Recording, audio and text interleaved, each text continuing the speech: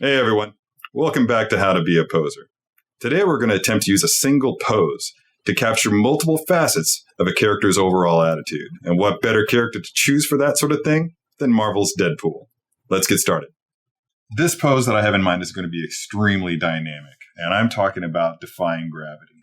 Before I do though, I just want to mention all these awesome pouches. I encourage everybody to just do whatever you want to with it. I mean, lay these pouches out in whatever manner that you see fit. It's your figure. Make it look how you want it to look. Anyway, moving on. I'm going to get this gun extended out here. The joints are ratcheted, so if you hear a click, don't be alarmed. Now this, again, I'm just going to start with a very rough pose and then just finesse it as I go. Now, since I last played with this figure, since I last played with the prototype, they've built a completely new body for this guy with double joints in the elbows. So the range of motion for him is much improved.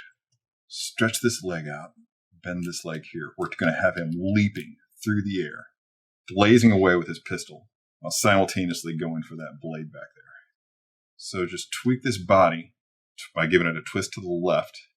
Now, as you turn that head to match the direction of the gun, you might get in a situation like this, where the turtleneck pops out of the head. In that kind of scenario, you can just use your fingers or fingernails to just kind of shove it back up in there.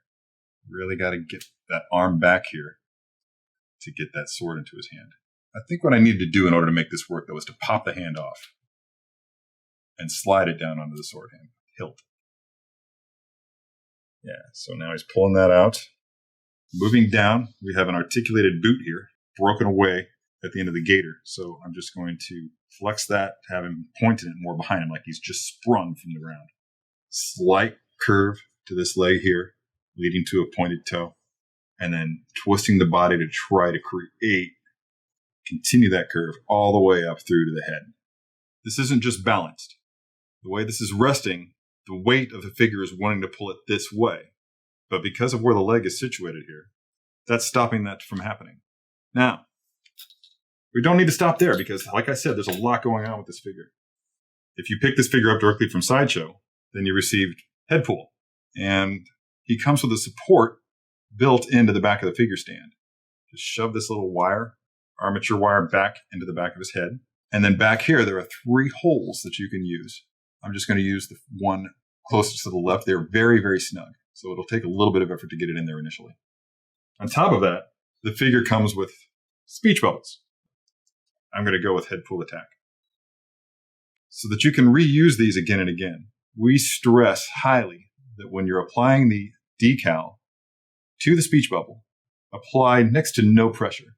It's not a static decal. There is an adhesive backing to it.